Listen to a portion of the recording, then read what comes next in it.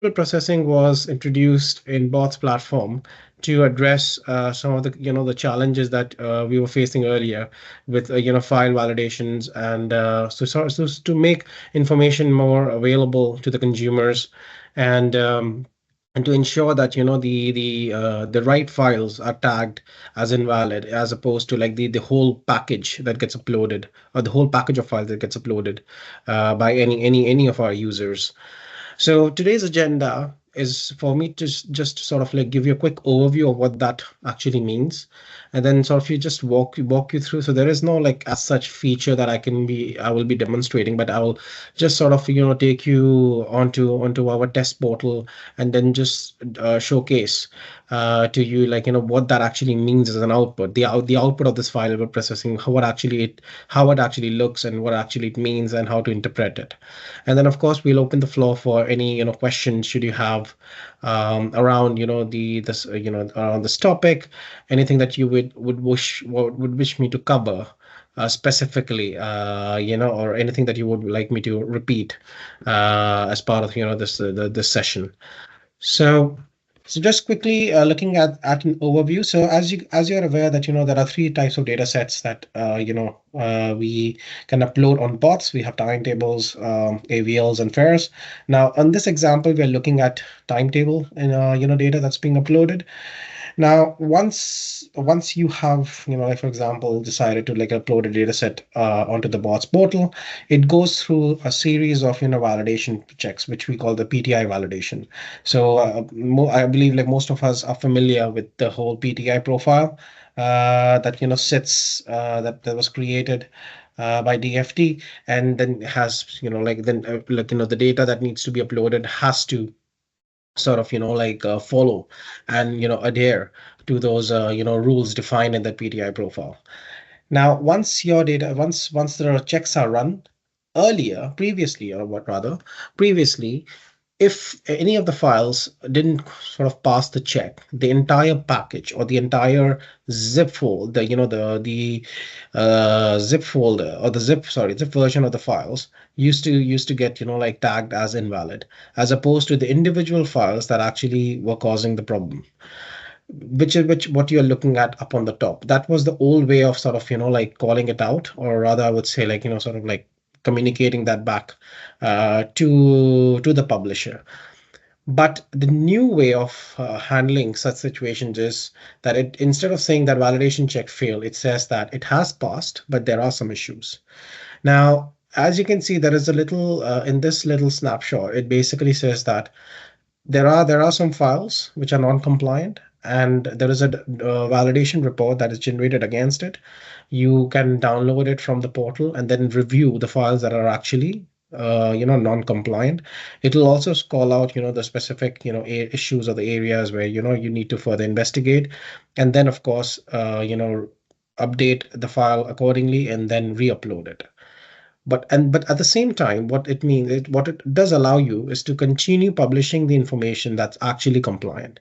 So what two things what it does is that it delay it didn't it basically reduces further delays to the availability of the information to the consumers. So while the consumer doesn't necessarily have to wait upon the entire data set to be corrected, like for those few files to be corrected and the entire data set to be re-uploaded, they can still work with the information that was non-compliant, that was compliant, sorry.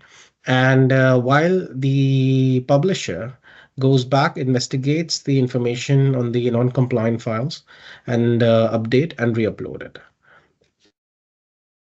This is just merely an example of the like how it sort of like looks on the portal. So as you can see that up top, like as I mentioned in the previous slide, that validation check passed with issues. So it's just sort of breaks down like, and the it breaks down the information around the files that are non-compliant. It also sort of calls out the specific areas where the data quality check have passed. So you can see that there are critical issues and there are advisory data issues that that it will be part of the entire observation.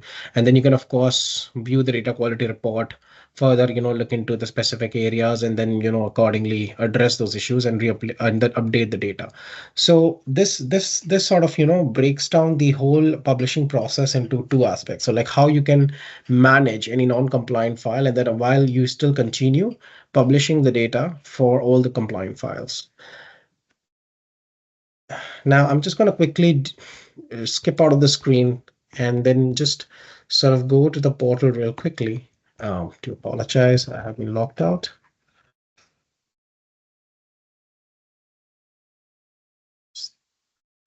Sorry, just bear with me.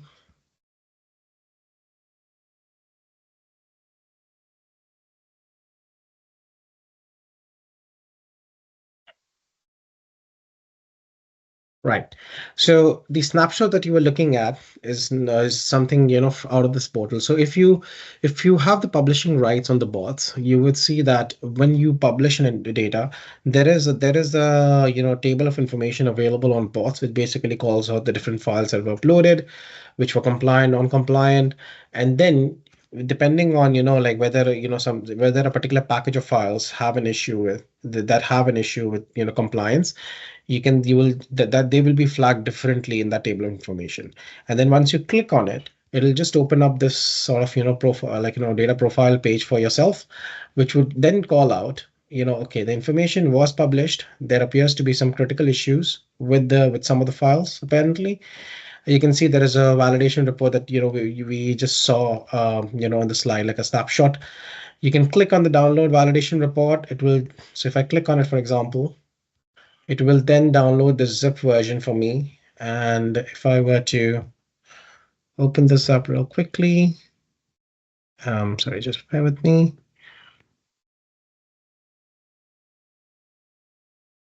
Right. So as you can see, that's the validation report that comes out of, the checks as part of the check. So you can see that that's the file name, that's the XML line number, that's the element that is causing the trouble.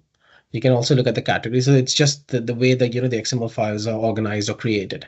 And then it further calls out the details, right? So it just basically breaks down and, it basically drill down into the actual issue. It just flags that, lets you know that, what the issue is, what exactly, and also provides you a certain level of guidance around, what that fix would look like.